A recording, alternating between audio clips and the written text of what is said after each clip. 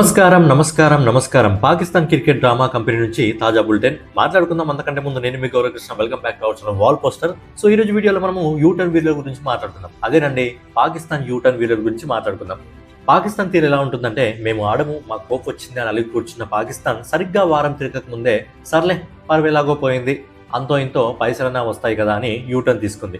కానీ ఈసారి ఊరికే రాలేదండో, 4 అద్భుతమైన వింతైన షరతులు తీసుకుని వచ్చింది. వాటి గురించి మాట్లాడుకుందాం. అంతకంటే ముందు పాకిస్తాన్కి ఇలాంటి అడుగులు, ఇలాంటి యూటర్న్లు కొత్త ఏం కాదు. 2025 ఛాంపియన్ ట్రోఫీ టైంలో ఇండియా రాకపోతే ఇండియా లేకుండానే ఆడదామన్నారు. కట్ చేస్తే ఇండియా దుబాయ్లో ఆడింది, పాకిస్తాన్ ఓడించింది, కప్పు మాత్రం పాక్ ఎత్తుకుపోయింది. నెక్స్ట్ వచ్చేసి Asia cup. Referee hand shake ఇవ్వలేదు, ఆయన్ని మార్చకపోతే మేము రామని మొండిగేశారు. రిఫరీ మారలేదు, కానీ పాక్ టీం మాత్రం గ్రౌండ్ లో వాలిపోయింది. నెక్స్ట్ వచ్చేసి ప్రెసెంట్ T20 వరల్డ్ కప్. మళ్ళీ అదే పాత చింతకాయ పచ్చడి డైలాగ్, కానీ చివరికి ఇండియా చేతిలో ఓడిపోవడానికి మాత్రం కరెక్ట్ టైంకి వచ్చేశారు. అయితే పాకిస్తాన్ పెట్టిన 4 షరతులు ఇది అసలైన కామెడీ నిజంగా. ఫిబ్రవరి 15 మ్యాచ్ కోసం మనలో పెట్టిన షరతులు వింటే మీకు నిజంగా పిచ్చెక్కిపోతుంది. ముందుగా డబ్బు కావాలంట.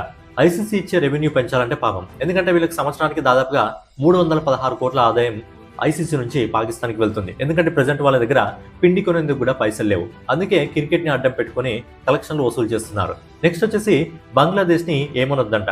తప్పు చేసిన ఫ్రెండ్ ని టీచర్ తిట్టకూడదు అని డిమాండ్ చేసినట్టు ఉంది ఇది. ఇక మూడో షరతు వచ్చేసి బయోలెటరల్ సిరీస్.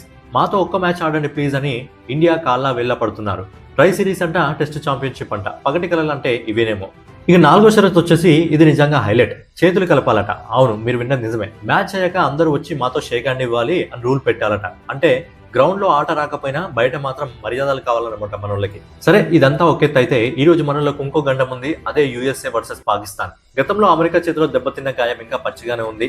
పాకిస్తాన్ పరిస్థితి ఎలా ఉందంటే, పెద్దమ్మ ఇంటికి వెళ్తాను కానీ ముందు దారిలో ఉన్న కుక్క మొరగకూడదు అన్నట్టు ఉంది.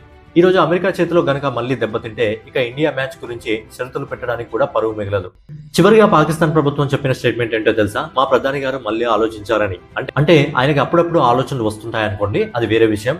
ఇంత డ్రామా చేసిన పాకిస్తాన్ ఏం సాధించిందంటే, వరల్డ్ వైడ్ గా అందరికీ ఫ్రీ ఎంటర్టైన్మెంట్. మరి 15వ తేదీ మ్యాచ్ లో ఇండియా పాకిస్తాన్ ఏ రేంజ్ లో కుమ్మేస్తుందో కింద కామెంట్ చేయండి. ఈ యూటర్న్ వీరర్ గురించి మీ అభిప్రాయం ఏంటి అనేది కూడా కామెంట్ చేయండి. రెగ్యులర్ గా ఇలాంటి వీడియోస్ కోసం మన వాల్ పోస్టర్ ఛానల్ సబ్స్క్రైబ్ చేసుకోండి. అయితే మినిమం ఈ వీడియోకి ఒక 100 లైక్స్ వచ్చినట్టయితే ఖచ్చితంగా నెక్స్ట్ వీడియోని కూడా ఇలాగే కామెడీ యాంగిల్లో కుమ్మేద్దాం.